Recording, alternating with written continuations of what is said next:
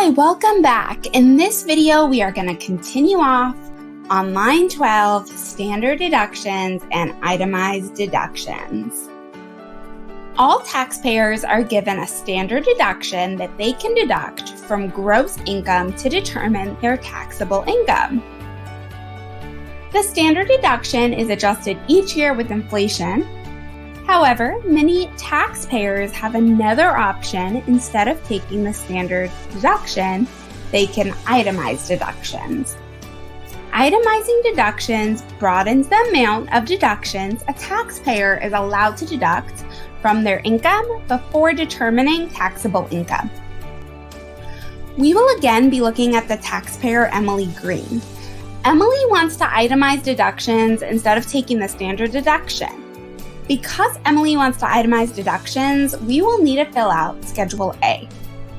Going to Schedule A, we're going to start at line 1. Line 1 asks for medical and dental expenses. Emily has the following possible itemized deductions: insurance premiums for $1,250, copay for a doctor's visit for $40, fillings for her daughter's cavity for $160, over-the-counter shampoo to treat dandruff for $40, prescription medicine for $50.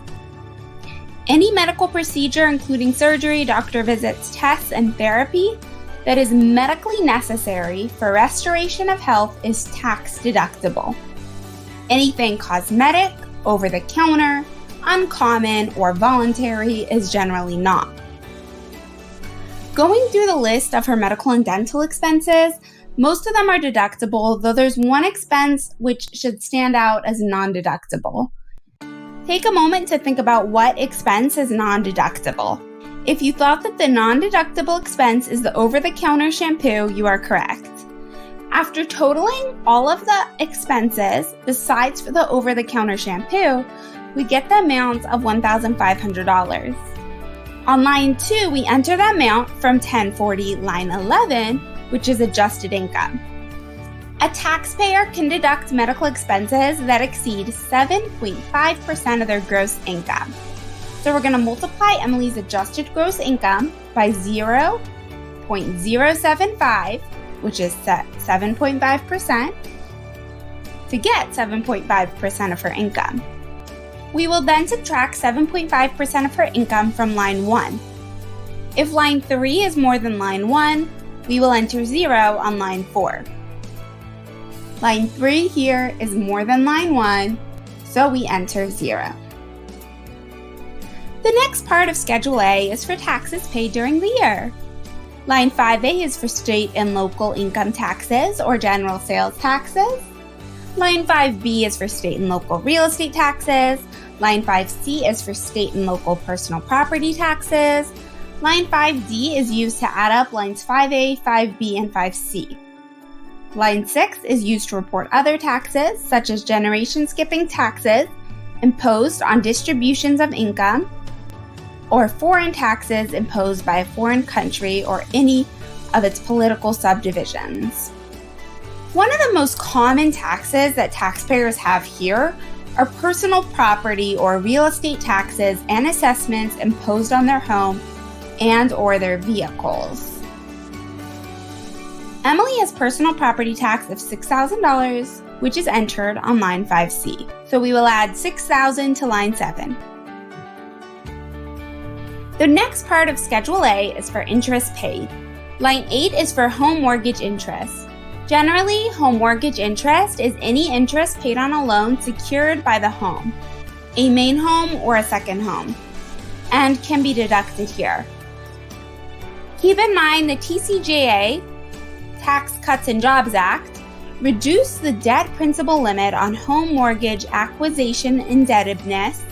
Investment interest is interest paid on money borrowed that is allocable to property held for investment, from the prior $1 million threshold down to $750,000. Notably though, the lower debt limitation only applies to new mortgages taken out after December 15, 2017. Any existing mortgages retain their deductibility of interest on the first $1 million of debt principal. Line 9 is for investment interest. Personal interest, such as interest paid on credit cards and auto loans, is not deductible. She had $4,300 of home mortgage interest, so we enter that on line 8A. And she had no other interest paid, so the total on line 10 is just $4,300. The next part is for charitable contributions. Emily has the following possible itemized deductions. Charitable contributions of a $200 check to a war veteran organization, $300 check to a political candidate running for mayor, $150 fair market value of a desk donated to a qualifying organization, a $700 check to her niece for her to study abroad in the summer, and a $540 check to her friend to help cover the cost of rent. For line 11, we'll look at her charitable contributions. First, we have to see which were given by cash or check. We have 4 contributions which were given by check, though of these 4, only one qualifies. Political groups, candidates for public office, and tuition, which any type, either private, college, etc., does not qualify as a charitable contribution. Other organizations that do not qualify as charitable contributions include civic leagues, social and sport clubs, athletic tickets, labor unions, and chambers of commerce, or groups whose purpose is to lobby for law changes and donations to individuals. For line 12, we'll look at her donation, which was not cash or check.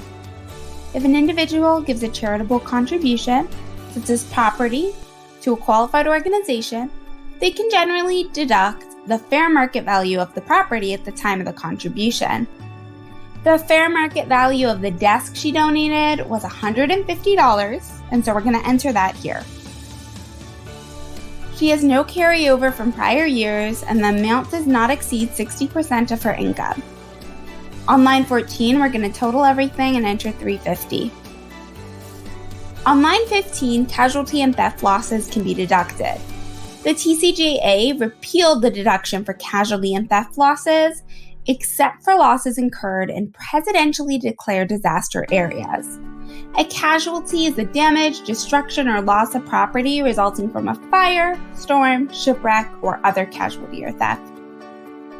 On line 16, other itemized deductions are entered. Some other itemized deductions that are entered are gambling losses up to the amount of gambling winnings, impairment-related work expenses. For this one, if a taxpayer has a physical or mental disability, their ordinary and necessary business expenses in connection with their place of work that are necessary for them to be able to work can be deducted. On line 17, lines 4 through 16 are added up. The amount on line 4 was 0, so we will add $6,000 plus $4,300 plus $350, which equals $10,650. We will now go back to Form 1040 and see if it's beneficial for Emily to itemize her deductions. The standard deduction is $20,800, so it is more beneficial for her to take the standard deduction instead of itemizing her deductions. We're going to enter the amount of $20,800 on line 12 of Form 1040. Keep in mind that taxpayers have an option to itemize deductions even if they are less than their standard deduction. So now we have learned how to take a standard and itemized deduction. Thank you for watching, and stay tuned for the next video where we will go over tax credits.